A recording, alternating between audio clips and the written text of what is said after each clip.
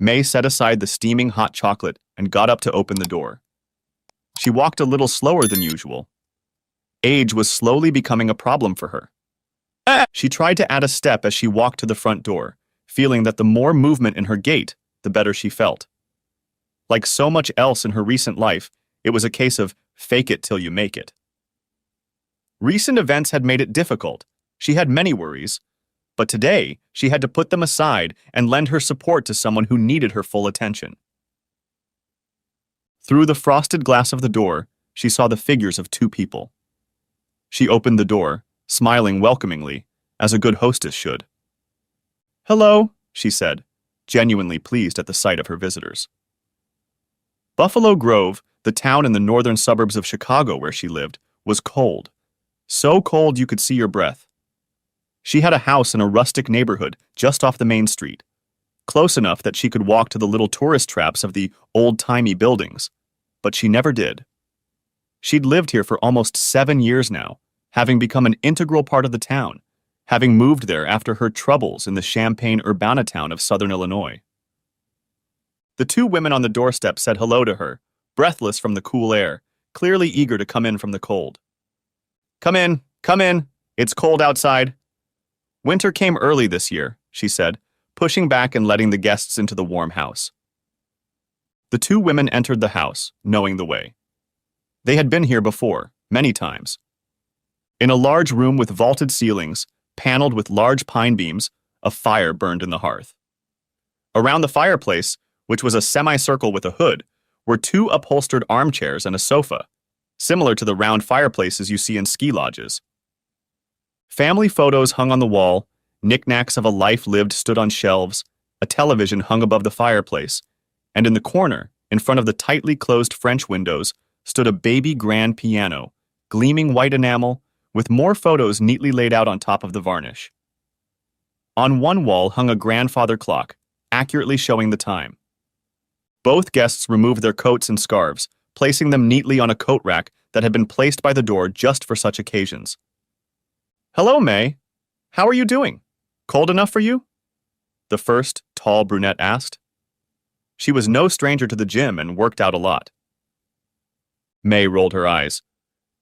"Why is that the first thing everyone says as soon as the cold weather hits?" she asked with a slight southern tinge in her voice. "Everyone always says, 'Is it cold enough for you?' And it's really annoying. Yes, it is cold. We all feel it." May did her best to mimic a Chicago accent, and both women exchanged smiles. May was in a good mood again. "I'm sure she didn't mean anything by it, May.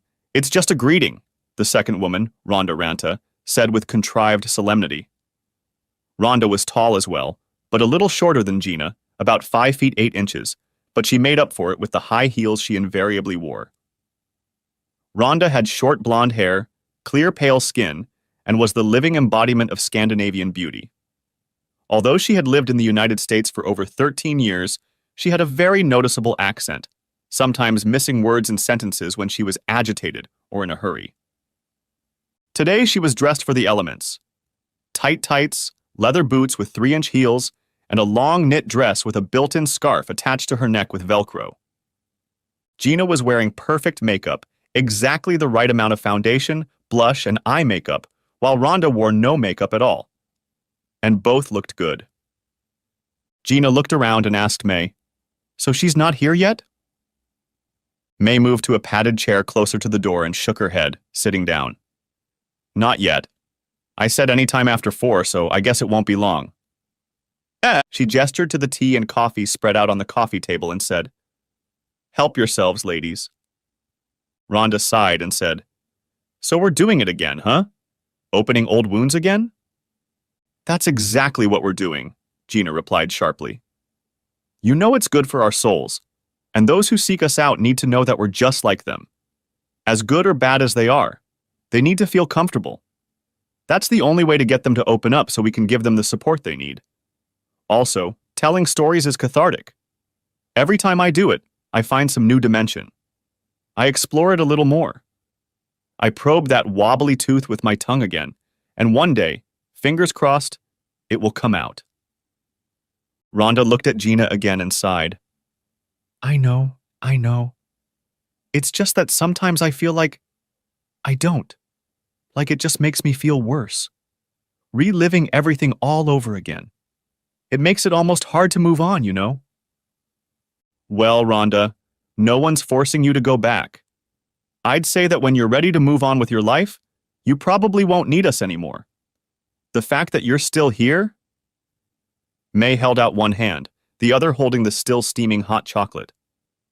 Rhonda smiled faintly, shrugged, and began pouring herself a cup of coffee. There was an awkward silence for a moment as May stared off into the distance and Gina and Rhonda poured their coffee. Gina caught Rhonda's eye and gave her a slightly embarrassed look. They settled down on the couch, each took a sip, and then Gina asked, "So, did anyone watch The Good Wife last night?" Rhonda frowned. God, we must be desperate if we're talking about that nonsense. Good coffee, May, she said, nodding toward May. May smiled back, weakly but still far away in her thoughts. But it can't be any worse than that awful crap Deanna used to make, can it? Remember? Rhonda said, making gagging motions with her finger in her mouth. Rhonda chuckled. Yeah, that was pretty bad, wasn't it? The doorbell rang, and all three looked expectantly in that direction. Well, May said, setting aside her hot chocolate, I guess I'll have to be the hostess with the mostest. She went off to open the door, leaving Gina and Rhonda behind. How I wish Deanna was still here, Gina said wistfully. Well, she's got her own life, Rhonda. She's moved away. We still see her from time to time, but she doesn't need us anymore. Trey took care of that. And Ryan, Rhonda muttered under her breath. She was still slightly annoyed that all their planning and scheming hadn't resulted in the desired outcome. See, events after the game. Ed. Then May burst into the room, leading a young woman who was no more than 30. She was a bottle blonde, with dark roots running through her hair. She had fair skin, with a slight redness around her eyes and nose that indicated she had been out in the cold too much. Or cried too much. Or both. She was wearing a light summer coat over a stretchy knee-length wool dress, and she was clearly cold. And these are the girls. This is Rhonda and Gina, said May, and led the newcomer into the room. You look cold, dear. Gina, would you be a dear and get Brooklyn some coffee? She needs to warm up. It's Brooklyn, isn't it? Do you prefer Brooke? Brooklyn looked around, assessing the room and trying not to be too conspicuous at the sight of the other two women. What? Oh yes, Brooke. Brooklyn. Bree, whatever. I answer to anything. Just not, hey, slut. I've had enough of that from Josh. Here, sit in front of the fire, dear. Sugar? Milk? Brooklyn lowered herself into the chair at right angles to the couch and looked gratefully at Gina, who handed her coffee, pouring it from the fine china tea set on the coffee table. No, please, Black. How do you like your men? Rhonda asked, trying to brush it off and immediately realizing it was the worst thing to say. Don't mind her, dear. She thinks she's funny. We don't have the heart to point out to her otherwise, May replied calmly, noticing the distressed look on Brooklyn's face. Sorry, Rhonda said. I'm not thinking straight. Worried. New person, you know how it is. Brooklyn held her gaze for a moment, and they saw the internal struggle to escape. Eventually, the struggle won out, and she said simply, It's fine, in a voice that said that maybe it was fine, but don't do it again or you'll get your ass kicked. Fine, as all men have realized by now, is a code word for women. It actually means totally not fine, but I'll accept it and not do it again. It's a word that makes men cringe. It was obvious to the short woman that Brooklyn wouldn't put up with extra crap. So, Brooke, we've got kind of a standard way of melting the ice here. I know you're hurting. We've all been there and can emphasize that. We know you need support, or you wouldn't have come to us. Don't be afraid to talk a lot at this meeting. We are here to bare our souls to you rather than the other way around. We want you to know that this is a safe place, and the only way we can do that is by telling you our stories. To let you know you are among friends. Brooklyn looked at Gina and smiled uncertainly. That sounds good, I guess. I don't know. I'm all messed up right now. I've done so much and I just don't know what to do. He hardly ever talks to me. It's mostly his shark lawyer. We, never got along. He's a weasel. Gina sat down on the edge of the couch, reached out and placed her hand on Brooklyn's arm. It's okay. We've been where you are now. Things are getting better. Slowly, but it's getting there. I think, darling, another thing we should note is that we're not a man-destroying group. We're not a coven of embittered women who think all men are bad. As I said on the phone, we are here to support each other and try to get our lives back on track. We've all made mistakes and we don't hide it. This is not the place to justify our actions. If that's what you need to move on. We recognize the mistakes we've made and try to accept them, or as they say today, take them on. And move on, rather than making it all someone else's fault, May said, stepping into the conversation. Yes, Rhonda said, nodding her head in response to May's comment. Yes, we have to admit our guilt. There may have been extenuating circumstances, but they have to be dealt with individually. We all screwed up, and part of the job of this little group is to accept that and help each other move on. Like a 12-step program, only without all those pesky steps. No higher powers making me twitch, that's for sure. So, I just don't know what to do right now. I'm sued, living in this shitty one-bedroom apartment. I've seen the kids 4 times since all this happened, and the only lawyer I can afford is really disgusting. Josh says he'll treat me fine in the divorce, but I don't want a divorce and he won't even have a serious conversation with me. We talk, but it doesn't immediately devolve into name-calling. Brooklyn wheezed at the end of her story, getting more and more frustrated as she continued. It's okay. Don't worry, Brooke. We're here to help.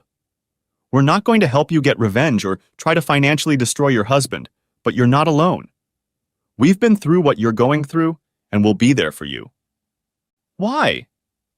Brooklyn snorted, glancing from woman to woman, genuine curiosity struggling on her face with self-pity. Why would you do that? You don't know me? You don't know what I've done. What I'm still doing. The last sentence sounded like a piteous shriek. Rhonda and Gina looked at each other, a little concerned. Trying to explain why they had done what they had done was difficult. It was painful for each of the women present. Well, if you want to explain to us why you're here, you don't have to go into details, Rhonda began. No, it's okay. I can do that. I can talk about it. I need to talk about it. No one in my family wants to hear it, and God knows Josh doesn't. Are you sure, honey? May asked softly, sitting up and leaning forward. We really don't want to put you in a difficult position. No, it's all right. It's going to be hard, but I think I need to do it. To explain, Brooklyn said, giving May a small but appreciative smile. Well, okay. The floor is all yours, Brooklyn. Stop whenever you want, May said, holding out her hand and gesturing to the room as a whole. Okay, I'm Brooklyn. Brooklyn Stone. Or rather, I used to be. I think I'll be Brooklyn Hall again soon. Oh. Brooke was silent for a few moments, mulling over what she had said. None of the other women spoke, giving her time to calm down. The grandfather clock ticked loudly in the background.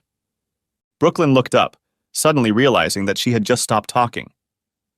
Anyway, I was, I guess, married to Josh Stone.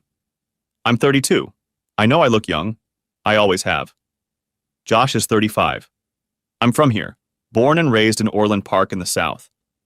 Josh is also a Chicago native, Irish from way back. Big family, siblings, you know how it is. One brother's a cop, the other 2 are firemen. Josh is some kind of financial advisor.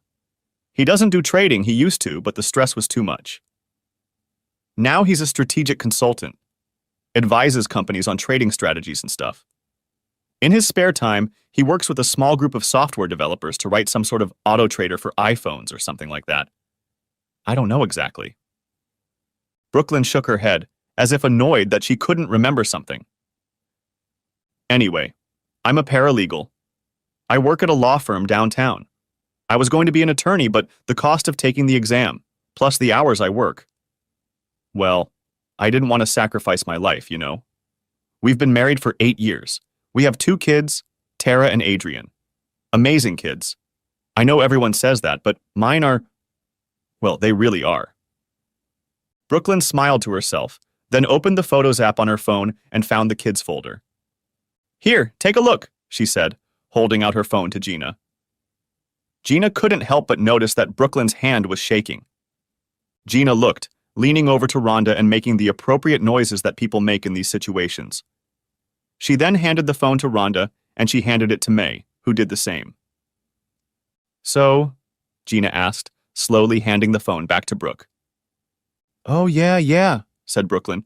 Well, it was good, you know. A good marriage. Josh was amazing.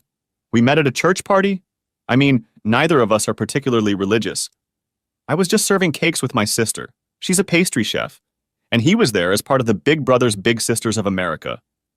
I mean, that's Josh, the big Boy Scout and savior of the world. Well, the lost world anyway. It was one of those things called love at first sight, you know? Brooklyn spoke wistfully, looking back. Gina looked at Rhonda with a smirk. Both knew exactly what she was talking about. We just chatted for hours and we had a phone number. He insisted on taking a picture of himself on my phone to attach to the contact number he added, and then insisted I do the same. Anyway, you know how it is. Dates, movies, flowers, food, hot evenings, romance, the whole 9 yards. If there was a romantic gesture to be made, he made it. He even had his dog deliver the ring to me when he proposed. My family just adored him. And I think he liked me. Well, partially liked, that's for sure. Too much. The last 2 words were spoken as if in a low voice. Gina and Rhonda looked at each other again, and Gina risked a quick glance at May, who was watching Brooklyn uninterruptedly. They had obviously gotten to the point, and it didn't take a surgeon to see where this was going. We had years where everything was just great. Josh was attentive, good in bed, no complaints. I had my share of men. I know what's good and what's not, and he's never had any complaints about me. Our kids are great. We don't fight that often. We have a nice house in Schaumburg, far enough away from the family that they don't stand on our doorstep, you know. But close enough that we can easily visit them whenever we want. Everything, it's been great. Which makes what I did even more stupid. I was having an affair with his brother Michael for 3 months. I don't even know how it started. We were at a barbecue, had a few beers, and the stupid flirting started. I mean, we all flirt a little. Not a lot, just a little. That's what his family does, and I just shot back. Gotta stand up for yourself, you know. Somehow it happened. I still don't know exactly how it happened. I wasn't too drunk to realize what I was doing. I was just like out of my mind, you know? I look back and I can't figure out what I was thinking, what I was feeling. It was just the way it was. The flirting was getting more and more serious, and somehow I ended up there. I still don't know why. Gina and Rhonda exchanged glances, while May continued to watch Brooklyn. It was a familiar story. And it was, well, it was good, you know? Exciting, mysterious, wrong, naughty, I don't know. It was just, fun. I was almost out of my mind, doing things I knew I shouldn't be doing. Anyway, we did it. I couldn't help myself. Suddenly, it was the worst thing I could have done. And then Brooklyn stopped talking and looked at the other women and their reactions, a fear of judgment reflected on her face. You don't need to go into details, my dear, May said softly. We don't need details if you're uncomfortable. Rhonda and Gina remembered their first meeting with the group. It had taken them a while to get the details out, but Brooklyn apparently had no trouble going into gruesome detail. Apparently it was part of her nature. With this girl, there was no avoiding the detailed truth. I couldn't even look at Josh for the rest of the party. And as for having fun with him, forget it. I couldn't do that with him. I felt like all he had to do was look at me and he'd realize what I'd done. He would. But he didn't. He did wonder what was wrong, though, since I was so quiet and restless, but he just said he'd give me space and be there for me when I wanted to talk. I mean, yeah. Boy Scout, like I said. Talk to him. Yeah, like I was going to do that. I spent a week going through what I did. Tried to understand it. I swore I'd never be alone in the same room with Michael again. I wasn't in love with him. It was more of an interest in what we were doing than in the man himself, you know? She looked anxiously around at the other women, and Gina and Rhonda glanced over again, this time with a strained smile that indicated that yes, they knew exactly what she meant. Gina said quietly, "Yes," and Rhonda just nodded. May patted Brooklyn's hand and said, "I think we understand, Brooklyn. We understand all too well. We understand." Brooklyn took a deep breath and continued. "Well, my determination was enough for 2 weeks. Then, when Josh wasn't at some evening meeting, Michael showed up. I didn't even want to let him in, but he said he needed to borrow one of Josh's tools, and I had to do it. The kids were at a friend's house, and not 3 minutes later, he was there, entertaining me. And the worst part was, the last word came out as a sob. I wanted to do it. I don't know, I barely looked Michael in the eye. That's how it all started. So Michael just showed up sometimes when he knew Josh wouldn't be around, and the kids were busy. We didn't talk much. We didn't even mention Josh or the kids or his fiancée. They were just topics we never touched on. We both realized it was kind of liberating, you know? There was no love involved. We even took his fiancée and himself out to dinner, and when they were there were no longing looks. There was nothing to indicate that we were in any other relationship. I was just his toy, and he was mine. I felt guilty, but like it was just a part of my mind. I was still functioning as the wife I had always been. There were times when I turned Josh down. There were a few times I initiated him in a romantic way. I needed to make sure I still loved my husband, and I did. Love. This was no different. Even better, because I had something to compare the lack of love from Michael to. Josh was gentle. He loved me and didn't rush me. And then everything turned to shit. Everything came out. Brooklyn wiped her eyes as she said the last sentence, and emotions rushed from everywhere. I still don't know how Josh found out about it. I guess it doesn't really matter. Michael called me and said, "He knows," and then hung up. I didn't know what to do. I didn't know what Josh really knew, if he knew to what extent, or what. Whether he knew we were doing this in our house, or what he might know. I didn't know if I should leave, or what I should do. So I cleaned the house and waited for him to come home. He never came, at least not that night. I didn't know whether to call him or wait or whatever. The kids asked where he was, and I told them he had things to do at work. He showed up 3 days later looking like hell. I didn't know what to do. I tried to go up to him and hug him, but he wouldn't even touch me. He was so hurt. And hurt by what he was saying. He called me a whore and a slut.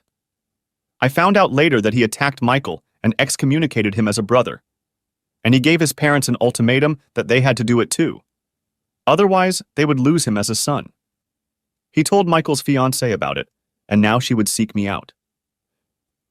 I didn't know what to do. I tried to talk to him, but all he kept saying was to shut up and leave. 4 days later, I was handed a summons. They even had pictures of us. He told me to leave, and I started packing for the kids, and then he grabbed me and yelled that I was leaving, and they weren't. I was scared for the first time, so I packed what I could and left as fast as I could. He was unshaven, angry, his eyes were red, and he was so mad. I mean, I can understand him. I betrayed him along with his brother. But I was, terrified. He was so angry. I'd never seen him like that before. I don't think he would hurt me, but his eyes were so wild. Gina and May exchanged looks full of sympathy. It's all right. That's in the past, and this is now.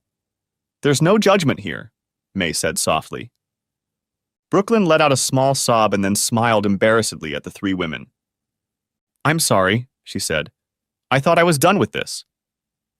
She gathered her thoughts for another moment and then smiled, both brave and fragile at the same time. So, I'm here, in a crappy studio apartment. He's sued for adultery. His brother is completely cut out of the family. I see the kids, and they still don't quite get it. Josh doesn't hide them from me, but makes sure we don't cross paths when I see them. I take them away from his parents and bring them back. Brooklyn was silent for a moment, looking off into the distance. Then she whispered, "But that's not the worst of it." Ah! The other three women just stared at her while she shifted her gaze from one face to another. "I don't know if I can even say it out loud," she said, dropping her gaze to the floor again. After a few moments of silence, she said impulsively, "I'm still doing it." A shocked silence ensued while the other women digested this nugget. "He calls me sometimes, tells me to be at the motel, and for some reason I go," she said languidly, still staring at the floor. "I don't have anything else to do. Josh makes sure I have enough money to live on, but not much more.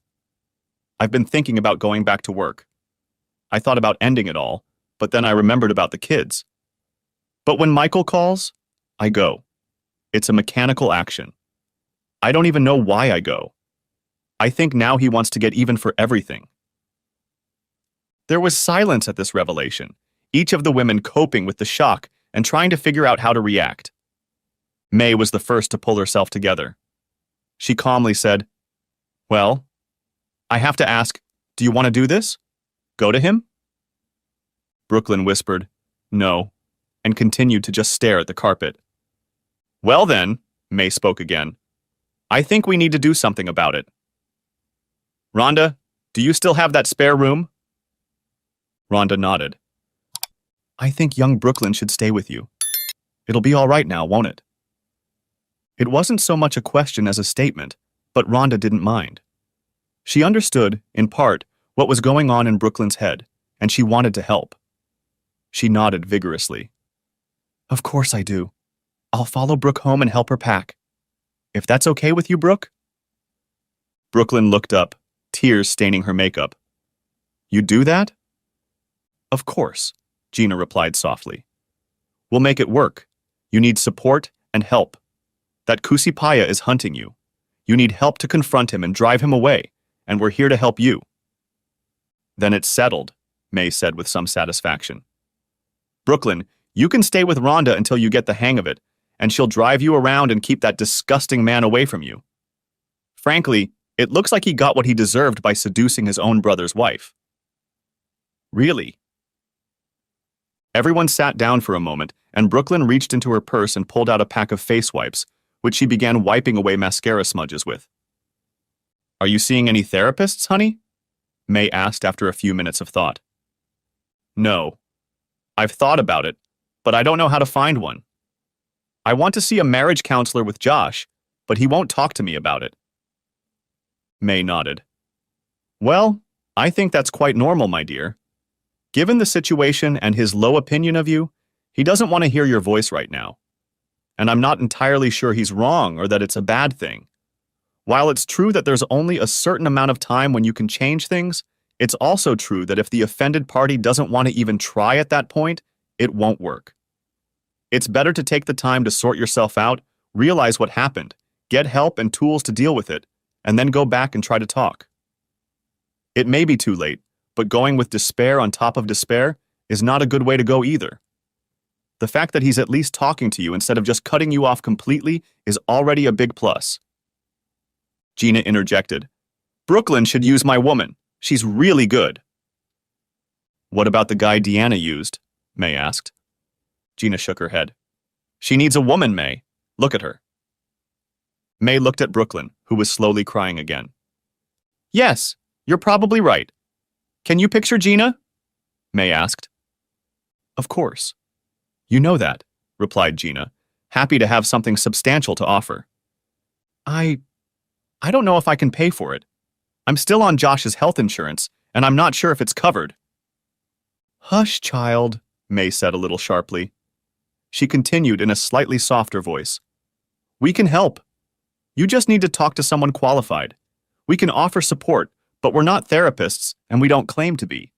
Don't worry about the cost. We'll work it out later."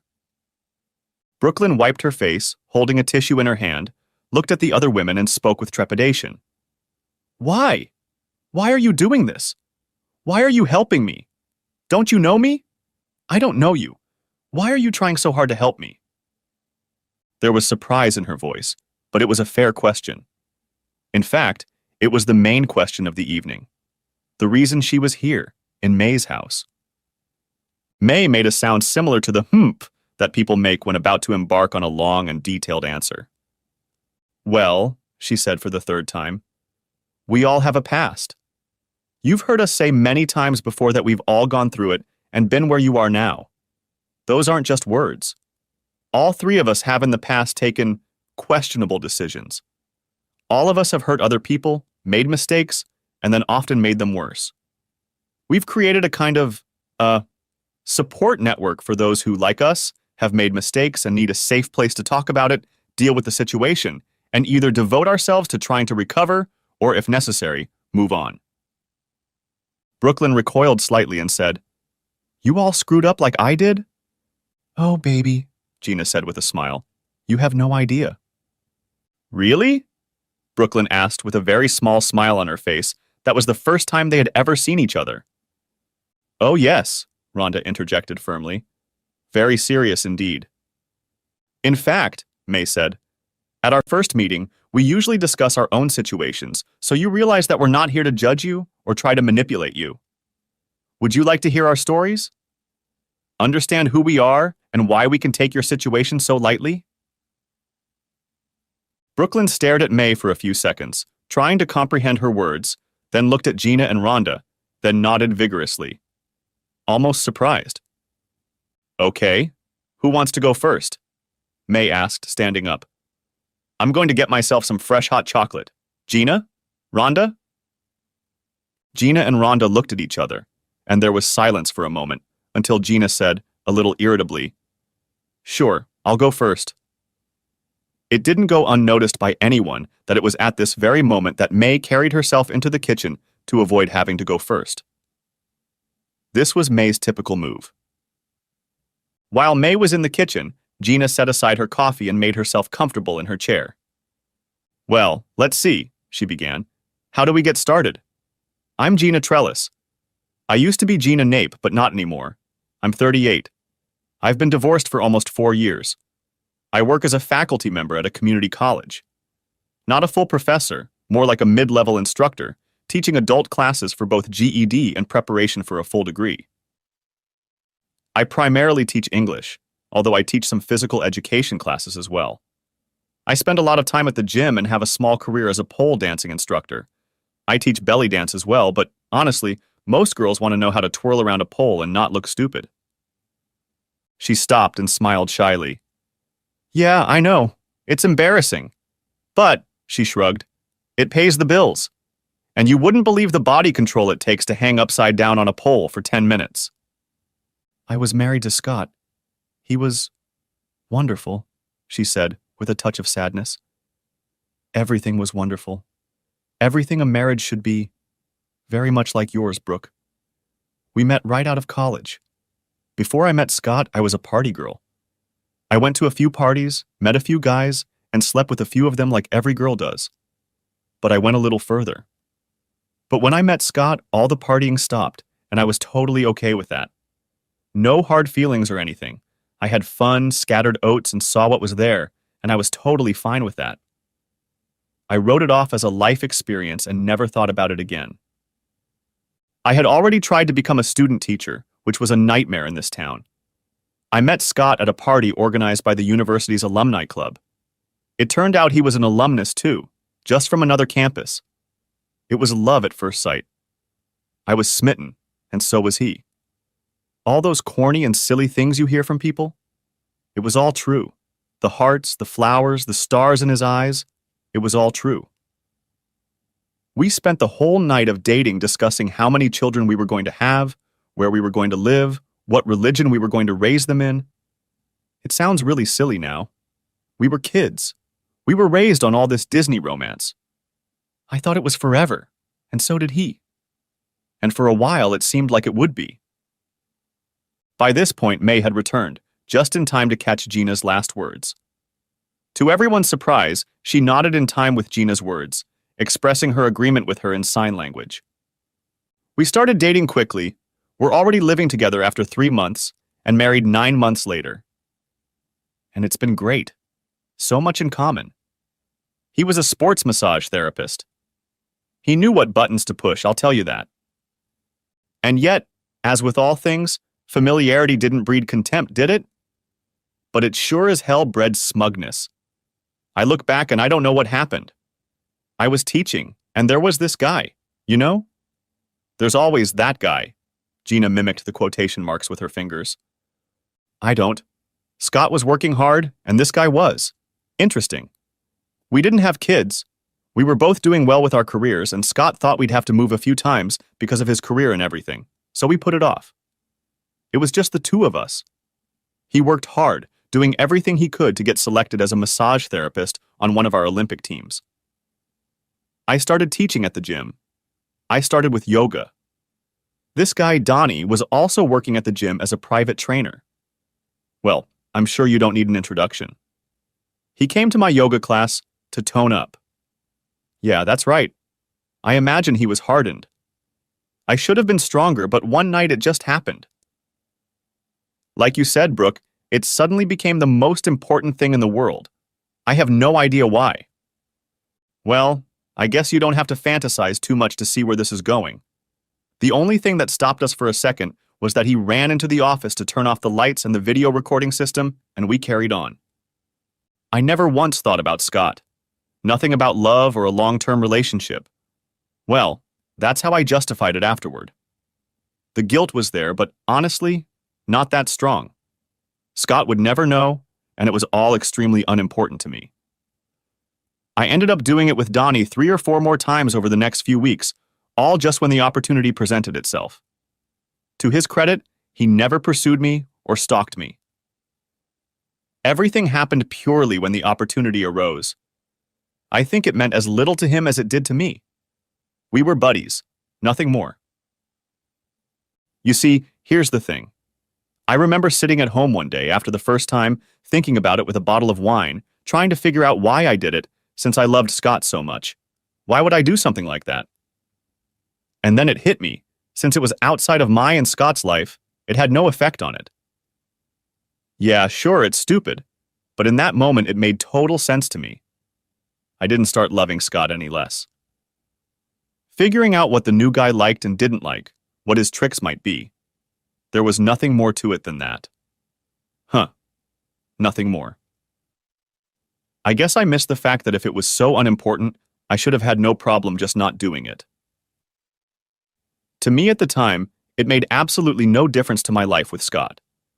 I loved him just as much, even more, because I realized even more how unique he was, what he meant to me. It was the wrong thing to do, of course, but in the end I was convinced that no one could compare to me and Scott. For a while, all the women sat in silence, sipping coffee. May got up, tossed a couple more logs into the fire, and then sat down again, listening to what Gina was saying.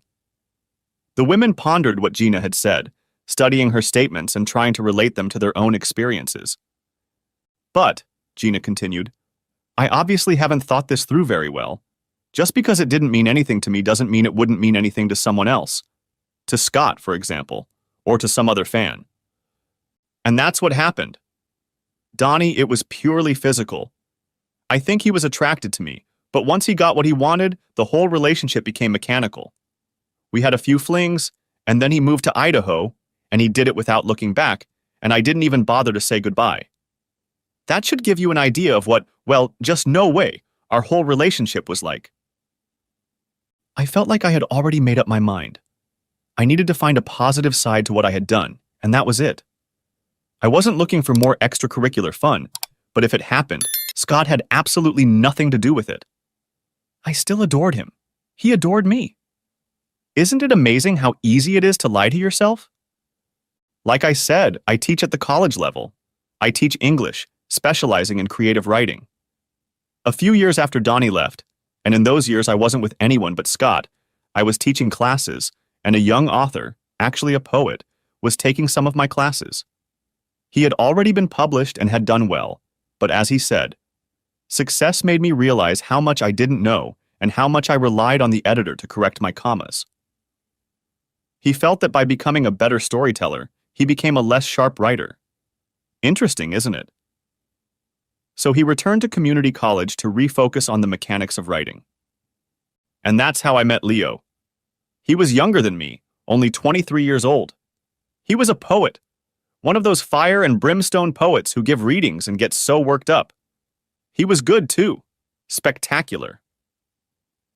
Gina looked around at the somewhat unsympathetic faces of May, Rhonda, and Brooklyn. Well, he knew. She excused herself, getting a little heated. It didn't hurt that he was dark and gothic and interesting, but one night it happened. It was rather a curiosity on my part. Would the fire and brimstone of his reading manifest itself in bed? As it turned out, yes. He was good. We had a great time. By then, I had long since gotten over the guilt. I'd done a lot of work convincing myself that since it didn't mean anything to me, it shouldn't mean anything to anyone. We did it 6 or 7 times, and I didn't pay much attention to it. But then he started hitting on me. I didn't think much of it. He saw a lot more in our relationship than I did. I mean, I should have. After all, he was a poet, all emotion and no logic. I told him it was just a physical relationship. I love my husband and he will never replace him for me, no matter what he thinks. We can have fun, but nothing more than that. Of course, he wasn't listening. I didn't notice the signs. The fact that he wrote a poem about me seemed nice, but I didn't read it properly. He waited until the evening reading, when he knew Scott would be there with me, to read his opus and then confess his love to me at the end and ask me to leave Scott and become his muse in front of everyone. A truly powerful moment, he thought. Scott thought the whole thing was ridiculous, right up until the moment Leo explained that we already had intimacy. Scott was furious. I'd never seen anything like it. I didn't know Scott could be like that.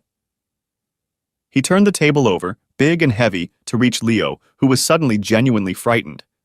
You could see it in his eyes. It's one thing to have an emo crowd come up on stage and believe your every word.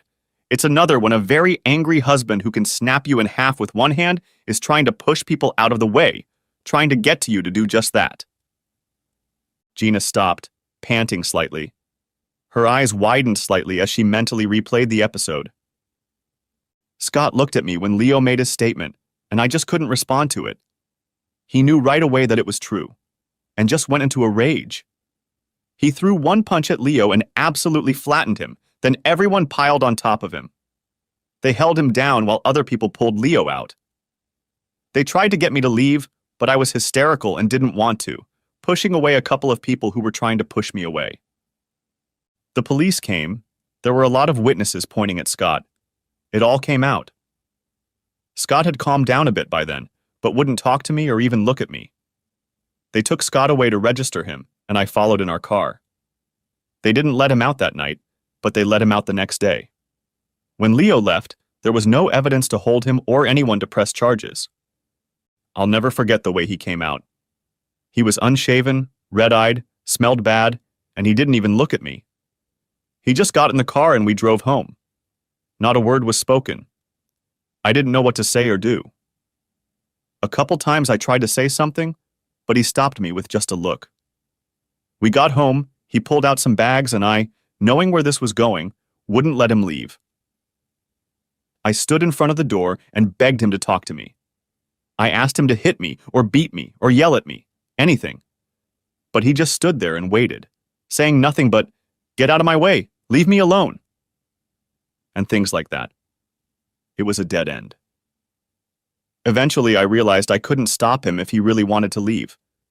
I couldn't keep him there, so I let him go. I didn't know what else to do. I had to give him time and space to sort out his feelings.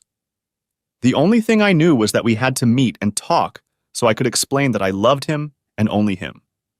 That all these other infatuations were nothing. You see, even when faced with the reality that what was nothing to me was everything to Scott, I still couldn't see it through his eyes. I believed more in my own bullshit than in his reality, the reality I had created. There was a pause, and then Gina continued. He left, and I didn't see him or hear from him for a week. Then I got an application at work. I was distraught, a complete mess, and they sent me home. After that, I saw him once. One time. Can you imagine?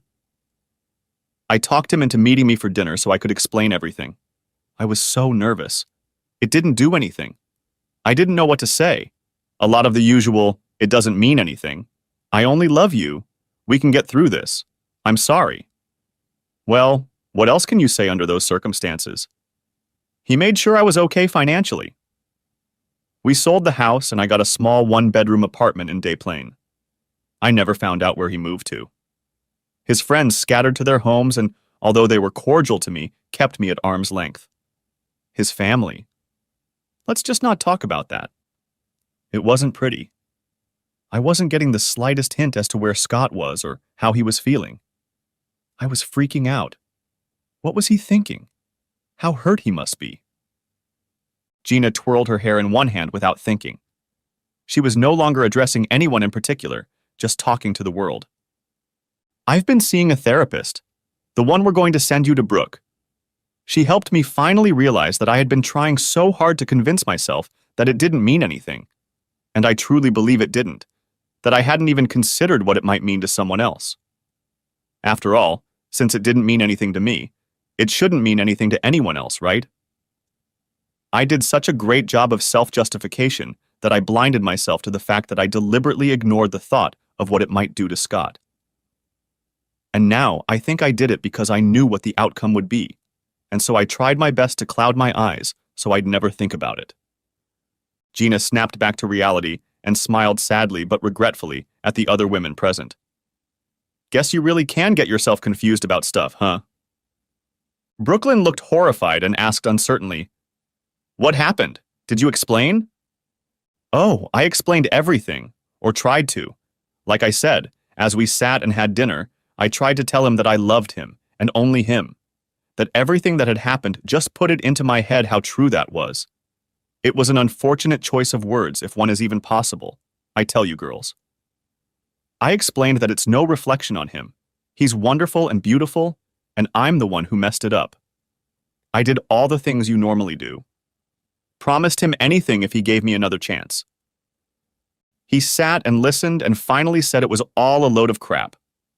That if I was happy, I would never lose my way. That there had to be something wrong with our relationship or I wouldn't be looking for another. I didn't know how to argue with that. There was nothing wrong with our relationship, but I did it anyway. I tried to explain that I was such a free spirit in college, but at the time, I saw entertainment as nothing more than having a good time, and that was it. That was it. At this, he got even more angry. He said, "If it means so little, why did I do it?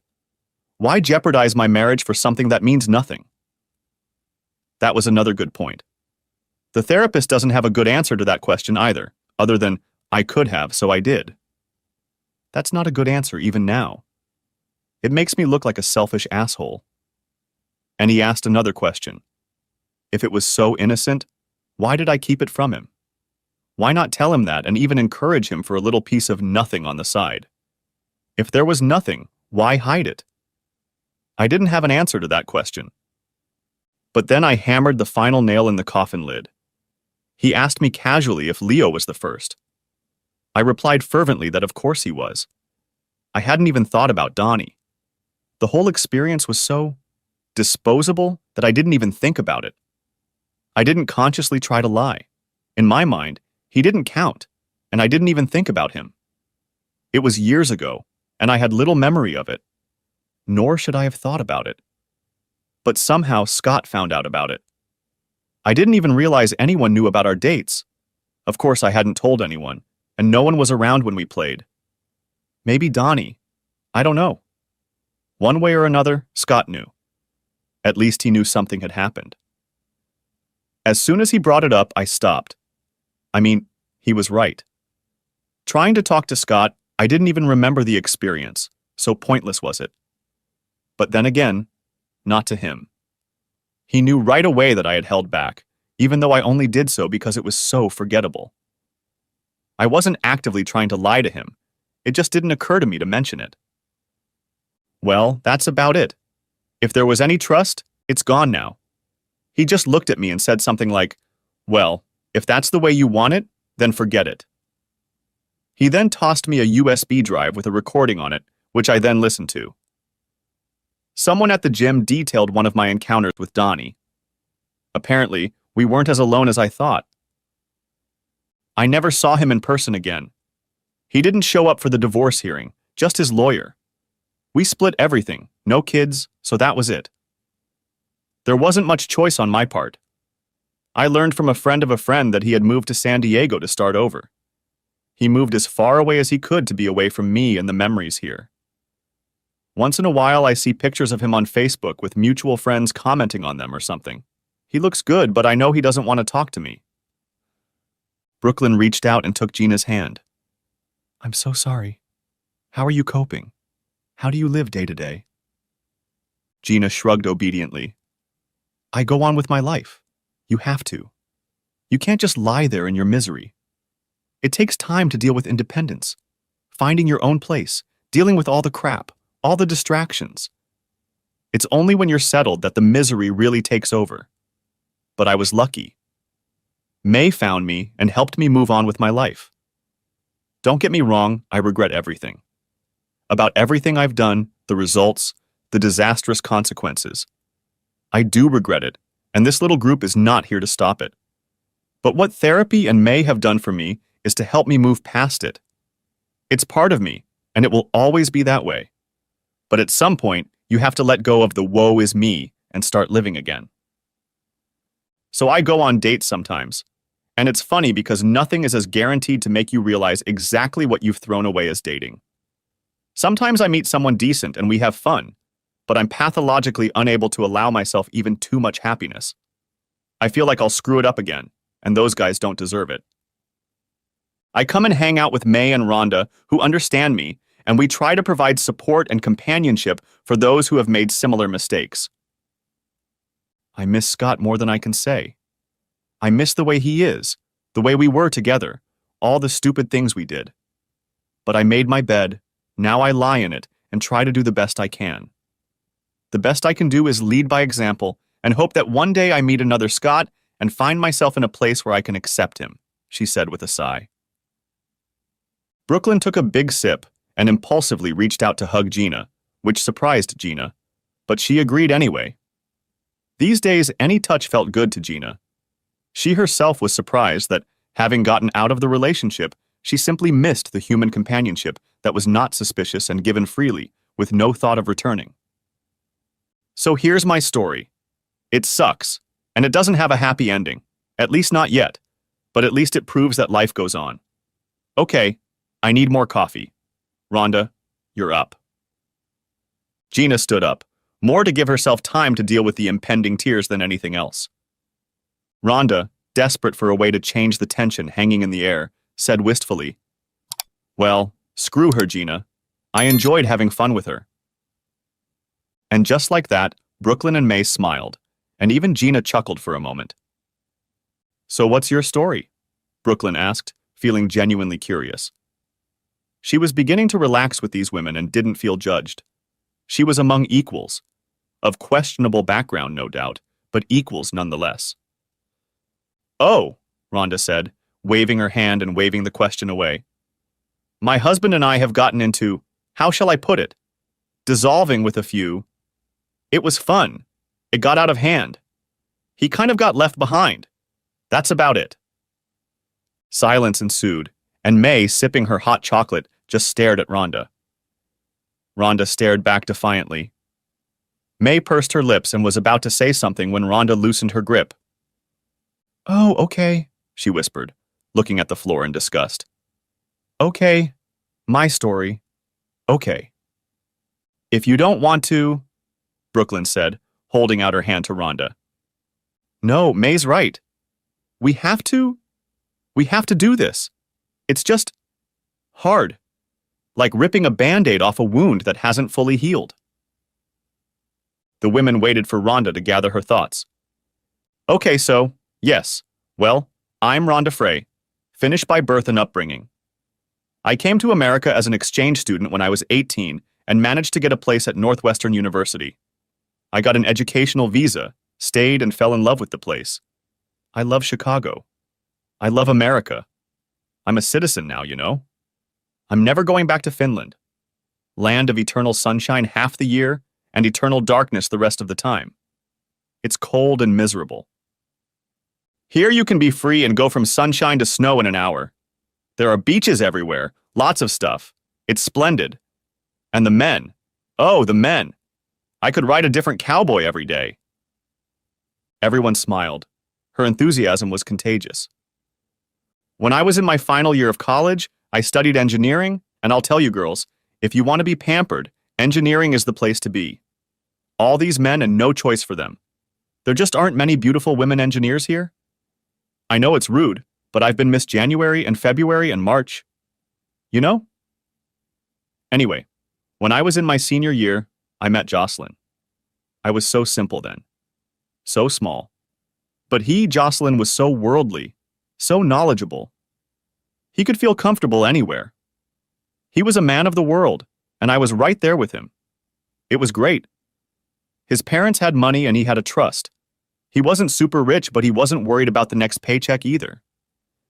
He was the link. It was a weird thing. He wasn't so much making deals as he was putting together people who were making deals, and he himself got part of the profits for introductions. His family was well known in Chicagoland, and he had access to everyone. And he was able to do it across social strata. He felt as comfortable at a bar on the South Side as he did at Fleming's Steakhouse. And he took me with him. It was exciting. I met him at a college fundraiser. A good-looking engineering student never hurts, and from the first moment there was a connection between us. I learned so much from him. My world and my brain expanded. It was a whirlwind romance, just like in the movies. He was kind to me. Kind. Took the time to explain everything I didn't know about this country. Well, I'm sure you can see where this is going. We were married 10 months after we met. My parents came from Finland and hated America at first sight, but they smiled and put up with it for me. Tolerated, Gina interjected, smiling. What? Rhonda asked. That's tolerated. Past tense, not tolerated. Sorry, English teacher, I can't help it. Rhonda looked at Gina for too long, then continued. Yes, they roughed me up. She put quotation marks on her fingers. Gina picked up her coffee and smiled, greeting her. 13 years in this country and she's still correcting me. Rhonda rolled her eyes. Gina's smile grew even wider. Anyway, Rhonda said caustically, we were married. Things were good. I had a couple kids like a good wife should. We have a boy, Xander, and a girl, Lena. Everything was great for about 4 or 5 years, and then things went downhill. You know how it is. I love my kids, but it felt like I was living their lives instead of my own. Joss and I slowed down. He had more things to do and he was traveling for a big deal he was organizing. Brooklyn bit her lip and looked at Rhonda. Rhonda noticed this and indignantly replied, No, it's not like that. I didn't go to someone else's bed while he was at work. He came home, the deal was done, and then we talked. I mean, really talked. About what we wanted, about how our lives weren't that interesting. We could talk, you know, when we wanted to. We both realized that life wasn't that interesting, and we wanted to solve that problem. And we talked to each other. Rhonda stared into space for a moment with a wistful expression on her face. After a moment, she waved it away and continued. Anyway, we wanted to bring some excitement back into our lives. So we started talking about fantasies. We started talking about our relationship, how strong it was, and what we could do and still stay on good terms with each other. I know he wanted a threesome with another woman. They all do, don't they? The women all smiled and nodded. We've talked about this, how it could happen. And I said, if he gets a threesome with a woman, what about me? Would I get a threesome with another guy? How would he feel about that? I wasn't threatened in the slightest by another woman. We had a long discussion about what we could do, what was okay, what wasn't, and so on. I had to see it. I had to see what it meant. I'm an engineer, for crying out loud. I'm logical and I can see how one thing leads to another. But I miss this important event. That's the right word, isn't it? Big? Anyway, in the end we decided that we would give it a try. So we did. It was interesting. But Joss didn't like it at all. It's so obvious now. I was so selfish. I got what I wanted. No, what I didn't even realize I wanted. And he got almost nothing. Just watched me have fun. He could have said no, but he didn't. But in that moment, as he said later, he brushed me off. Seeing what I was saying. He wasn't saying yes or no. He was letting me decide. He was reacting to what I decided to do. That night, back home, we drifted apart. He was never going to come back. He was so angry with me, and I just vented my anger on him. It was just awful. He was so hurt by it, and I just wanted to go and hug him, and he left the bedroom and the house. He didn't come back for 3 days. I called him and left messages, but I didn't know where he had gone. Eventually, he came back. He had been on a bender with friends. Our relationship was never the same again. Every time there was intimacy, it felt like there was someone else next to us. I knew I was on thin ice, so I just let things go. It took a while, but things mostly went back to normal. It was his birthday, and I got a hotel room, and I think he had a good time. But I was so careful. I didn't want any bad images to pop up in his head. So all the way up until Halloween, everything was fine. We had a tradition. We always went trick-or-treating with the kids who live next door to his parents. They live in Palatine, and their neighborhood is very popular for that kind of thing. Kind of like the place they go to on Halloween. Where we lived, not so much. And then they would stay at Grandma and Grandpa's and eat all the candy because Grandma and Grandpa are so easy on them, and we would go to a party instead. We might have ended up at Russian Division or at a party at someone Joss knew. And this year, Joss had to go out of town. He had a financing deal for some TV show and was supposed to be in LA for Halloween. And I sat there wondering what I was going to do. The kids would be happy with their grandparents, and I'd be alone. And I did something so colossally stupid. I got dressed up and went to a club. Halloween is a massive party night for these clubs, even more so than New Year's Eve. I thought, Joss will never know, and I can have some of that awesome fun, and no one will be upset this time. Looking back, I think, how stupid I could have been. Things were getting better with Joss and me, but I couldn't stop thinking about how good it had been there, and I wanted more. But I didn't want Joss to be mad at me, and this seemed like the easiest way to do it. No one got hurt, and I certainly wasn't in it for love. Still, I went. It was a great thing to do. Every couple months I managed to find a way to go by myself. In doing so, I made sure Joss was well taken care of. Everything was fine, until the wheels fell off. Rhonda paused for a drink. When she looked back, she saw all 3 women staring at her intently. Joss was at some golf event in Milwaukee one night and stayed the night. I went and partied like I always do. To make a long story short, there was another couple there that night that I didn't know and had only met in passing. But they knew me. And they knew Joss. And when they noticed me walking around, they couldn't believe it. They told Joss, of course. He hadn't been back from Milwaukee for a week, and I had no idea he knew what I was doing. He just said I had things to do. When he got back, a private investigator figured out from the club records that I'd been there, filed an affidavit, somehow got some of the people I'd been hanging out with to testify. I saw Dan and Sandy one more time. They were the ones who told me about how much pain I had inflicted on Joss. By then, it had all come out. I ran into them at TGI Fridays like no other place. I was there to meet someone, and they were sitting at the bar watching a hockey game. I sat down with them, and they talked for a bit about what I was doing, going to the club alone, and how their conversation with me about balance was lost on me. Their whole, it doesn't matter much thing was based on balance, right? It doesn't matter only if there is balance, when both sides are balanced, even over time. And in our case, that didn't happen. I only made the debt situation worse. I didn't even think about it. I just thought that when we went, he didn't have a good time, refused, but it was still interesting to me. The thing is, as my therapist pointed out, I knew it wasn't something I should have done, even if I ignored his influence. I knew, or I would have said something, but I never did. I don't know. Rhonda's pronunciation became more and more distinct, more and more jerky, and her use of vowels became more and more emphasized as she spoke. The more emotion she felt, the more the American manner of speech was erased. After I was singed out, Joss came in one day and just threw all his stuff out of the house. He ended up moving to Minneapolis. He was humiliated, and so was his family. Remember, they know them in Chicago. He had no choice, really. He ended up becoming a business professor at the University of Minneapolis. He took the kids, too. He had top-notch lawyers that his family knew as friends. And me, well, I hung out at a club. It wasn't a pageant, and I knew it. I take my kids 1 weekend a month, every vacation, and for 6 weeks in the summer.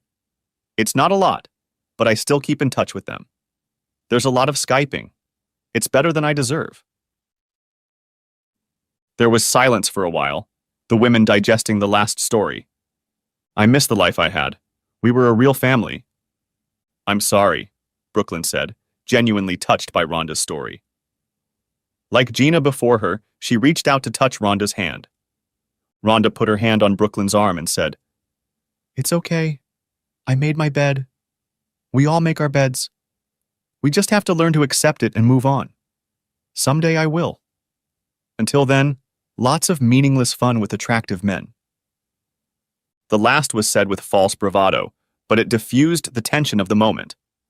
Then Rhonda said uncertainly, "Do you want to know the strangest thing? Even though we're divorced, we still see each other occasionally. When he's in town, he calls, we meet at his hotel. It took a while for that to happen, but now it's happening. He even asked if I still perform in clubs, and I told him the truth, that yes, sometimes. And he asked about what I was doing. It wasn't to poke fun at me, but just because he was interested. And I tell you, girls, if I could get him to go with me one more time, I'd make him the happiest man in the world." Then she added, "Well, a girl can dream. I just wish he could be there with me. I think what ruined us wasn't going to the club. It was the way I acted while there. I went overboard and destroyed his faith and trust in me. If I hadn't screwed up." There was a wistful note in Rhonda's voice, and then, after a moment, she shrugged and said, "Joka mene te muisteli, si te tikula silmayen." Brooklyn looked incomprehensively at Rhonda, who replied, "A Finnish proverb. It means a jab in the eye to those who dwell on the past." "Ah," Gina said wisely, as if she had guessed what Rhonda was talking about. "How about another drink? I'm sure the coffee pot needs attention," May said, rising from her chair. She picked up the coffee set and, humming to herself, retired to the kitchen. Gina looked at Rhonda and asked quietly, "Do you think she'll tell everything? Everything?" "I don't know," Rhonda replied. Brooklyn looked back at both of them confused. "What? She's going to tell her story?" "That's exactly what I was asking. We've learned about her in bits and pieces before, but never fully told her story. Honestly, none of us have the courage to ask her. She has this way of pushing you away, you know?" "The nicest way to say back off," Gina said. "What do you know?" Brooklyn asked. "There was some kind of long-standing affair. It came to light. Bad things happened, that's all, really." "Well, I guess that's right," came a voice from behind them. May reappeared with an updated coffee set. Gina looked at Rhonda in a panic. "Well, isn't that nice?" May said in as kind a tone as possible, but looking at Gina and Rhonda, her words couldn't be misunderstood. Rhonda and Gina were looking at the floor and the coffee pot, respectively, avoiding each other's gaze. "So, May, what's your story?"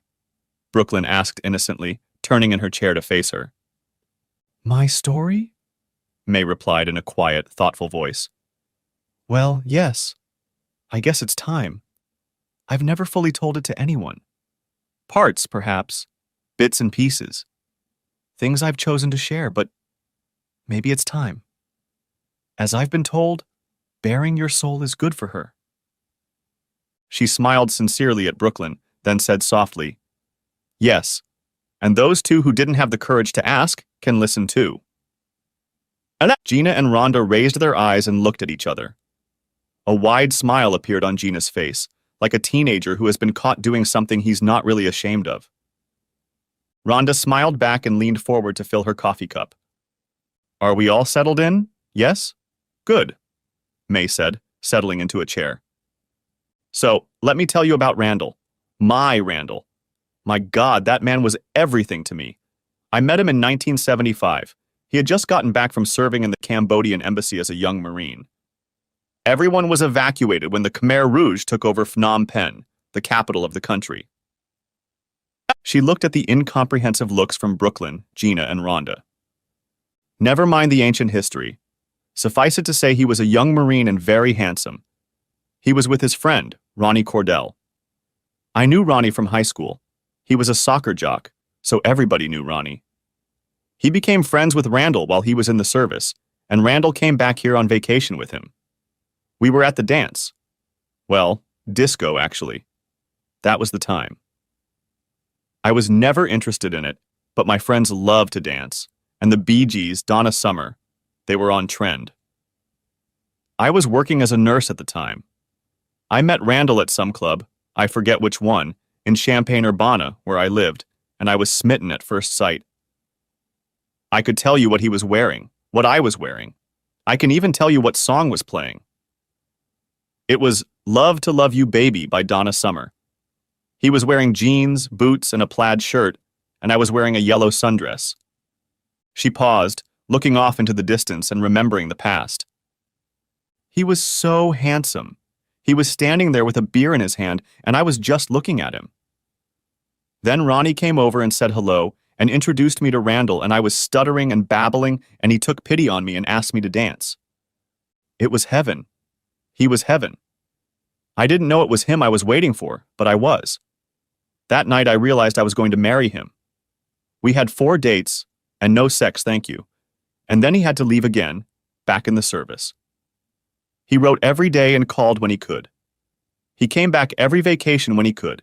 He was stationed in Georgia as part of the security detail at some base. By his 4th leave, he proposed to me, and I said yes before he even finished asking. A year later, he discharged, moved to Urbana to be with me, and we started living together. I lived with him. Even in the 70s, it wasn't exactly what ladies of my upbringing did, as my mother used to say, but I wanted him so badly I did it anyway. We got married a year later, and it was bliss. Just the best day of my life. Not like today's weddings.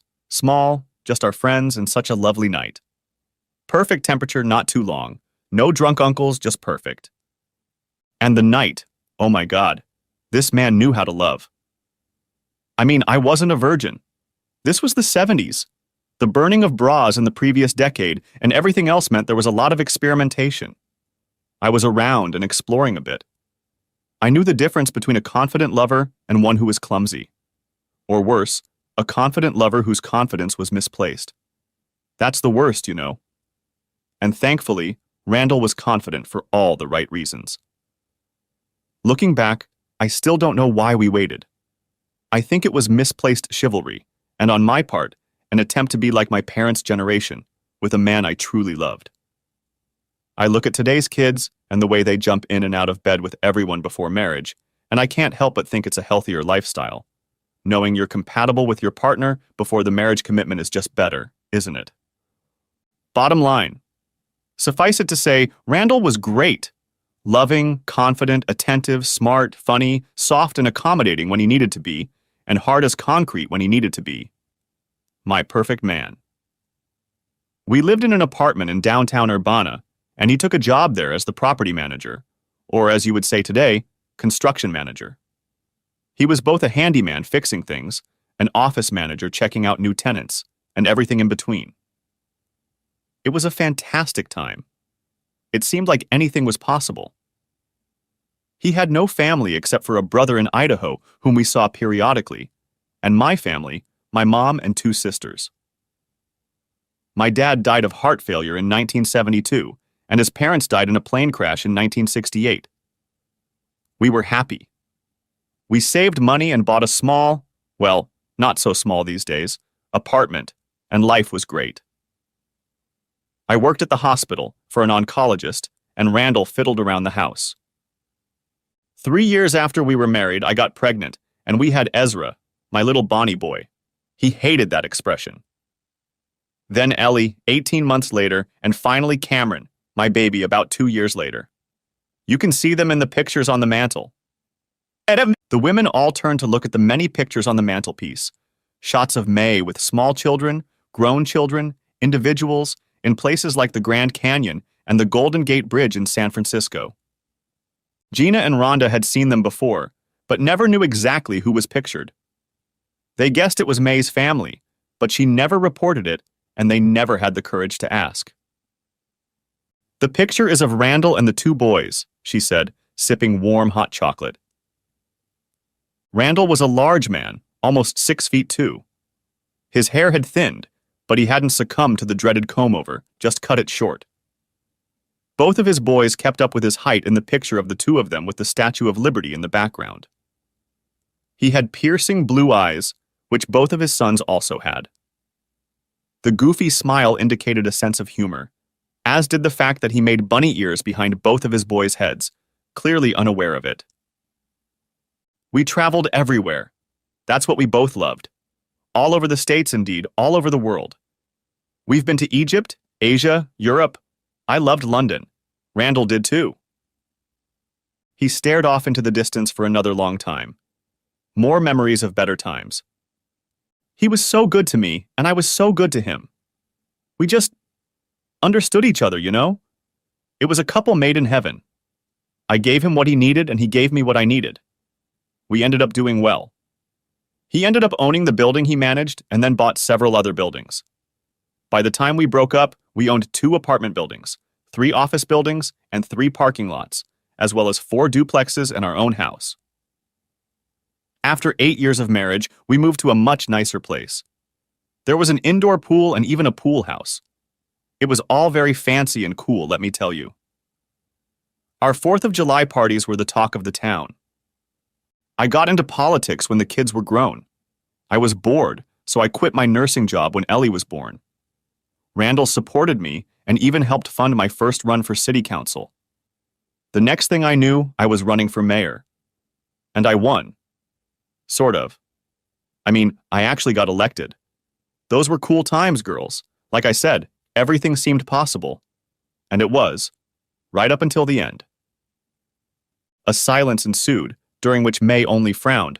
Rhonda and Gina fidgeted with impatience, and Brooklyn sat with rapt attention. Well, that was Randall. He was my everything. That's why it's so hard to talk about Dexter.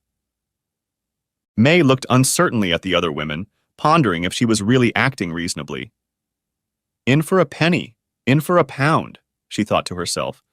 They bared their souls. And continued. So, Dexter, he was everything that Randall wasn't. Or more to the point, Randall was everything Dexter wasn't. Randall was steady and solid. Dexter was flighty and always going somewhere. Randall epitomized determination, while Dexter ran from commitment like a cancer. Randall thought out everything he was going to do, and Dexter, if the thought crossed his mind, did it. Randall had a slow and quiet sense of humor, while Dexter thought everything that happened was unrestrainedly funny and made fun of everything. Randall had been long and hard at getting everything he had, while Dexter came to him easily and left just as easily. One day he spent thousands. The next day he found himself owing thousands. I'm sure you girls know what I mean. He wasn't so much a bad boy, as they put it, as he was a little boy. But he was fun, and for some reason we just couldn't leave each other alone. I'd met him before Randall, and we'd had a torrid affair for 3 or 4 months. It wasn't a fulfilling relationship, which became clear very quickly. Dexter wasn't just a runaway. He had a wandering eye, wandering hands, and a lack of maturity and conscience. Frankly, after 2 or 3 days in his company, you just had to talk to an adult. But there was something about him, like a wounded bird. It was impossible to resist the urge to coddle him and make him laugh. When I met Randall, I hadn't seen Dexter in months. I realized who Randall was as soon as I met him. He was my soulmate. But Dexter, he was my playmate, if you know what I mean. He'd show up for weeks at a time. We'd make time to hang out. I just couldn't resist him. Even when we got married, it continued. Like you ladies, I knew exactly where and who was buttering my bread, So Dexter was something of a naughty interlude for me, like a bad habit. He knew he had no chance of anything long-term with me, of a real relationship, but he'd show up after spending 8 months in Paris or somewhere, call me, and we'd meet for a cup of coffee and then spend a couple hours chatting. You mean hooking up, don't you, May? Gina said, a little caustically. May, the matriarch, was in front of her, and she finally recognized herself as human. Gina couldn't help but feel a sense of satisfaction. May sighed. If you mean we did physical training, then yes, it happened. Dexter was wildly imaginative, Randall less so. Dexter, on the other hand, could already tell you what you could or couldn't do to her. Randall wasn't boring. But Dexter, well, you just never knew what he'd do the next moment. That went on for years. He was like my second husband, who was away a lot. He'd come back, tell me stories about where he'd been, what he'd done, who he'd done things with. He was never shy about telling me about other women. But then he'd stroke my cheek and say, "But none of them are like you, May." And then he'd kiss me, and I'd just smile at his impertinence. I didn't really care. He wasn't mine and I wasn't his. I had my own man back home. Dexter was so comfortable. I think that's the word for it. He even bought me a ring. It had "always there," waiting inscribed on the inside, which I thought was unusually poignant for Dexter at the time. I wore it on my right hand, on the same finger as my ring finger. I know it's very silly. Stupid? Interjected an instantly emboldened Gina. It wasn't stupid, it was outrageous. To put his mark on yourself? And wearing it? That's already bold, May. May just looked at Gina calmly, then said with a hesitation, "Yes, you're right. I shouldn't have done it. I knew what it was, what it symbolized. I shouldn't have even thought about it. But I had some stupid thoughts about a woman who had everything. A husband she was devoted to, and a lover who scratched an itch. It was pure arrogance and lack of thought on my part. Fortunately, Randall had no idea of any of it." There was silence as the other women began to realize the enormity of what May had done. The long betrayal of the man she supposedly loved with all her heart. It was a hard thing to realize. They had been weak, but this had been deliberate. Over the course of many years. Going back to the story, when he was in town, we found ways to meet, sometimes at his house, and if Randall was in Chicago, the 2 buildings we owned were in Chicago, he would come to our house and sneak into the pool room from the back door. I never let him into the main house. It belonged to Randall and me, not him. You know what the funny thing is? Dexter was so disconnected from my main life, with Randall and the kids, that I didn't even feel guilty about the time we spent together. I mean, it was what I'd been doing all along, and Randall had never suffered for it. It was like Dexter was just an old friend that I'd occasionally exercise with. I didn't even give it a second thought. He was like an old pair of slippers or a favorite hairdresser. But we had fun. I learned a few things that I'll definitely take with me to Randall. We did some unusual things that just confirmed that I don't love them. I won't go into details. Others here feel more comfortable than I do, she said, raising an eyebrow at Rhonda, who just stared back. A woman should have a bit of mystery, I think, but I will say that bondage is not for me. Neither is all that humiliation and name-calling. If I'm there, I'm a full partner in what's going on, not some little brownie to be ordered around. And when Dexter brought in another man, I kicked them both out, and Dexter didn't show up again for almost a year. I have my standards. Or I thought I had, she said quietly after a moment. The thing is, when you get away with it for years, you stop thinking about what you're really doing, what impact it's going to have.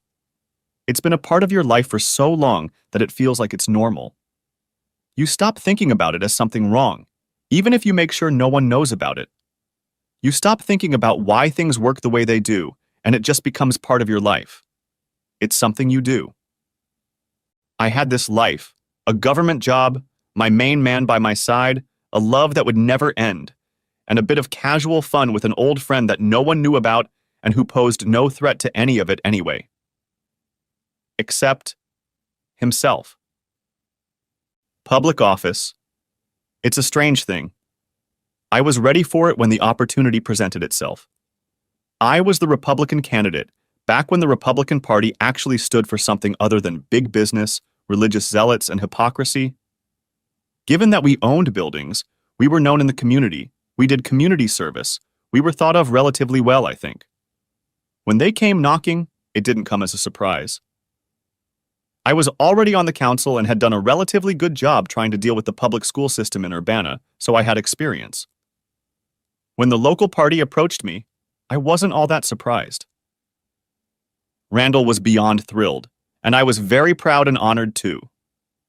We just decided together that this was something we could do. I could do the job, and it was a way to serve the community, to leave a legacy after our children, even though they were very important. So we got down to business.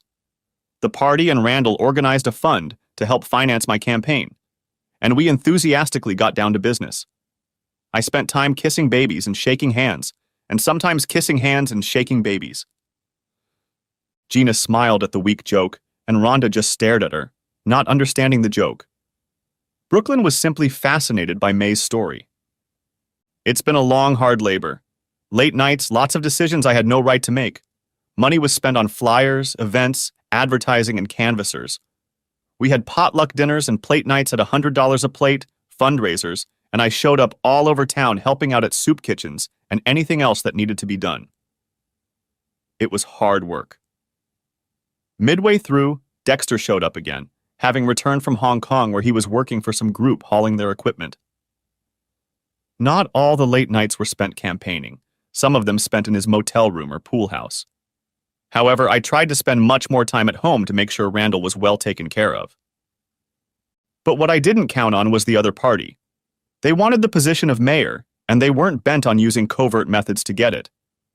I didn't realize they were looking into my past for any dirt they could find. Luckily, I was white. Well, except for Dexter. But honestly, he was already just part of the furniture to me. But other than him, and no one knew about our ongoing relationship, I hadn't shared it with anyone, and I don't think he had either, unless you counted the one person he'd brought to us once. There was nothing to find. Of course, that didn't stop them. When they found nothing in my past, they just redoubled their efforts. They started following me. And that's where it all came crashing down. I won the election, but no sooner had I taken office than there was an article in the paper about the new mayor's morals. If she cheated on her husband, what would she do in office? I was devastated. They had pictures of my meeting with Dexter, some not-so-flattering pictures that had been censored. There was no way to deny it. It was the end of my mayoralship. I resigned before I even took office. The city council had to choose a new mayor. It was such a mess. But whatever happened to my career was nothing compared to what happened to my relationship. Randall was destroyed. I saw him at home one day after the newspaper article came out. He was distraught. He asked me if it was true, and I couldn't even look him in the eye, at least not without blinking. He knew right away that it was. I mumbled something. I tried to minimize the damage, to let him know how little it meant that he was my man, my exalted king. Gina and Rhonda looked at each other. Only May could use the word sublime when describing the demise of her marriage. In desperation, I said something very stupid, something like, "As long as we've been married, have you ever once, even for a second, felt that I didn't support you 100%? It was one of the dumbest things I've ever said in my life." Randall was even more crushed. I expected him to rant and rage, smash things, maybe even hit me, and for me to be patient and ask for more. But he didn't do any of that. He was too good a man for that. I should have known better. He just stood there, shaking, tears streaming down his face. I pitched forward to take him in my arms, to make things right, like I'd done so many times during our marriage. But he didn't care for that. He pulled back, and I realized he didn't want physical contact with me, which was very painful. I was well aware of how much damage I'd done, but facing it this way, well. He just turned and went upstairs, and I followed him, trying to explain how much I loved him and only him, and that this long affair has only strengthened me in that. May raised her eyebrows at the other women in a self-deprecating gesture. Yes, I was really trying to equate a 30-year affair as being good for our marriage. I'm sure you ladies said equally stupid things when the relationship came out. It speaks to the desperation, the frantic attempts to stop the train wreck. We've all been there. It was not a pretty sight. I sobbed and was willing to do or say anything to make it better. It's so ridiculous when we say we will do anything to make it better. I remember when Deanna said that to Ryan, and he asked, "What would you do to make it better?" No answer, right? But I offered, thinking I could somehow. But it wasn't meant to be. Randall packed a bag, military guys pack fast, and just walked past me. I sobbed and collapsed in the doorway of our bedroom. I tried to grab his leg as he walked by, but he just walked on. I honestly don't know who sobbed more, me or him. He was gone in a second. I don't need to tell you ladies how bad I felt after that. As I said, I resigned over the phone, apologizing to the local party leaders. They had nothing to say except resignation accepted. I asked them to alert the media, which they did. For the next few days, I hardly went outside. The kids all contacted me, and Cameron came to see me the next day. He was in Chicago anyway. All he did was worry about me, and I could barely talk to him coherently. He didn't even ask about the affair, just worried about my well-being. Ellie and Ezra arrived near the end of the week. By then, however, what I had done had become known. Of course, there were no details. No one knew it was long-term. At first, the kids consoled me and just worried. And then, one by one, they grew cold. They were at their dad's house and he gave them some details, like the duration. Apparently, he also started investigating the affair, found Dexter, and Dexter, after threats from very large men, completely and thoroughly laid out everything he thought. And then he ran away, far, far away. Honestly, I didn't expect anything else from him. Dexter was always more concerned with himself than anything else. So Randall knew everything, or at least everything Dexter told him. I tried to contact him repeatedly, calling, leaving messages, texting. Texting was new then, but Randall was always very up-to-date, emailing him, sending letters through his office. When I called his office, his assistant Tracy had just informed me that he wasn't in and had left instructions that he would be gone for a while. I had no idea where he was staying. A hotel, one of the apartments in our buildings. I had no idea. May paused, taking a deep breath to rid herself of this very emotional memory. As it turned out, the kids hadn't heard from him for some time. Ezra thought Randall had gone off somewhere to lick his wounds. Ellie and Cameron were sure he would get in touch when he recovered from the shock. But that didn't happen. There was complete silence, aside from the ticking of the clock, even louder if possible, as the other women froze in anticipation of May's every word. If a pin had fallen to the floor at that moment, it would have made the sound of a gong striking. She looked at them, trying to smile, and the smile hid the pain and seething emotions behind her eyes. Randall died 4 days before our 30th anniversary, 5 days after he found out what I was doing. Brooklyn sighed slightly, and both Gina and Rhonda were taken aback. "I'm so sorry, May," Gina said, on autopilot as she picked up the words. "Yes, I'm sorry for your loss," Rhonda added. Brooklyn just sat with her hand covering her mouth in shock, eyes glistening in the corners. Randall's body had been found at the local Marriott Hotel 4 days after Cameron had last spoken to him. He had been dead for 2 days. According to the coroner, it was a massive heart attack caused by stress. Apparently, his heart swelled and misfired, and then stopped, and he died almost immediately. That's what they said at the inquest. But I knew more. I know what Randall died of. It was a broken heart, and I broke it. May's voice broke at the last sentence, and she busied herself searching for a napkin among the coffee utensils on the table so the other women wouldn't see the tears in the corners of her eyes. Finding one, she looked up and saw the other women look away in respect for her feelings. She wiped her eyes and then said, "It's okay, ladies. It's just that I'm silly and emotional." To her surprise, it was Brooklyn who leaned forward and said with sympathy in her voice, "May, that's perfectly normal and understandable. If you've never told this story before, if I may say so, now is the time. You need to unload a little, and so do we. Gina and Rhonda looked at each other and raised their eyebrows. This new girl was showing a resilience neither of them had expected. Her sympathy was striking and genuine. Only 4 days until our 30th anniversary. 4 days. The kids and I were planning a big party, a celebration of my victory in the mayoral election and our joint anniversary combined. There was dead silence in response to that statement. And that was 2 days before his birthday. Jesus, Gina whispered. Helveti, Rhonda said, also in a sotto voice. Brooklyn just sat there stunned. And I killed him. As sure as I was, he died from the shock of what I did. No one knew what to say to that. Pure denial would have been obvious. Finally, Gina made an attempt. May, you can't know that. If his heart was enlarged, he probably had something that would have caused problems anyway. May only looked at her sadly and replied, Maybe.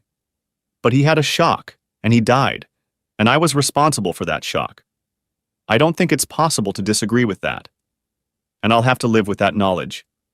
What I did, what I continued to do, didn't just kill my marriage, it killed the thing I loved most in the world, my husband. It killed a decent and wonderful man, and I live with that every day. Everyone was silent for a moment, pondering this whole unfortunate story, and then May continued. Well, of course, I couldn't stay in Champaign-Urbana any longer. For obvious reasons, I was an outcast in the community. My sisters hardly spoke to me. A phone call on my birthday, a card at Christmas, no Thanksgiving invitations, as you can imagine. I moved here as soon as I could and bought this apartment. I ended up getting everything in our lives, the business, the buildings, everything else. I was a very rich woman. But the kids, well, it wasn't right. I'd betrayed Randall the whole time we were married, and I didn't deserve everything. So I took a small amount from the business to survive, and then turned everything over to them. They could run it, sell it, or do whatever they wanted. It was their birthright, not mine. Neither Gina nor Rhonda knew exactly what May and Randall inherited upon his death. The entire inheritance, after wills and taxes, totaled almost $15 million. May took $2 million and gave the rest to the children. Even now, having paid cash for the house she now lived in, she was still a relatively wealthy woman. And very quietly, she had set up an educational trust fund for Rhonda's children. They wouldn't find out about it until they were college age, but none of them would graduate with debt. It was set up in her husband's name. Cameron tolerates my presence for the sake of his children. I spoil my 2 grandchildren to death from him, at least as much as I'm allowed to. But they don't come to visit. I think I am considered a bad influence, and in this, I dare say, they are not wrong. It's all quite understandable. Ellie talks to me and comes to visit occasionally. She is still single, and I think she may have found a new beau. She has mentioned him more than once. But we are not as close as we used to be. And Ezra, my dear boy, I haven't heard from him. He told me at the funeral that I was dead to him for what I had done, and he more than proved that he would fulfill his promise. I have heard from others that he is married and has 2 children, but I have never seen them, and I suppose I never will. But for all the unhappiness with the children, my greatest regret is that I was not able to apologize properly to Randall. He died without ever knowing that he was my knight in shining armor. That everything I told him was pure truth. I loved him completely. Dexter was just entertainment. A time when I could be someone other than Mrs. Randall Morgan, even though I loved being her. Dexter was like a favorite pet, and Randall never knew or understood that. I lost the best thing I ever had in my life, and now I have this. And she gestured to the other women sitting in the living room. Don't get me wrong, ladies, I'm grateful for this. Believe me. But if I had to trade you for Randall, well, that wouldn't be an easy decision, I'll tell you that. Gina chuckled softly, Rhonda smiled briefly, and Brooklyn even chuckled sadly. They could understand each other. They would have made the same choice too. The only reason I'm telling this story Even though those two Hari are trying to get it out of me, May said to Brooklyn, waving her hand at Gina and Rhonda, who recoiled in mock horror, is that Dexter died last week. I got a message from an old high school friend in Urbana. I was contemplating whether or not to go to the funeral, but in the end I decided I'd rather not. Dexter has already taken enough from me. Or, more accurately, I've already given enough. I need to pay my respects to Randall's memory, and my showing up at Dexter's funeral wouldn't be the right signal. It's not much, but it's all I can do. She took one last sip of the cooled chocolate, wrinkled her face, and hurriedly set it aside. So, that's the whole story. Now, Brooklyn, I hope you realize that we understand your situation. We're not going to justify it. What you've done and continue to do is reprehensible. But you know that, and we're not going to go on and on about it.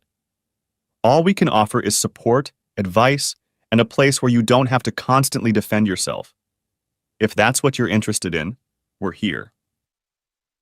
Rhonda has already said that she would love to have you stay with her for a while, if only to help you curb these self-destructive impulses coming from your husband's brother. This has to end, and I think you know that. A temporary respite from guilt is one thing, but it only prolongs the agony.